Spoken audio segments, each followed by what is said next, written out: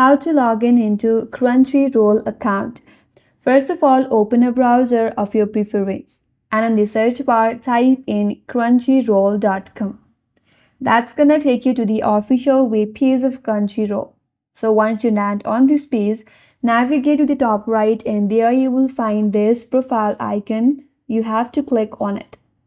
Here, you will have an option to create account, login, or to redeem the gift card. So to log in, click on login option.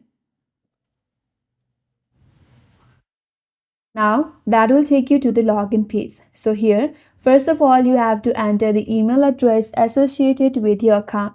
So make sure to type in the correct email address. Under that, type in the password associated with your account again and make sure to type in the correct password. In case if you forgot the password, there you have this link that's gonna help you recover your account. So you can click that, follow some on-screen instructions and recover your password. Once you are done providing a login credential, click on login button and with that you'll be logged in into your Crunchyroll account.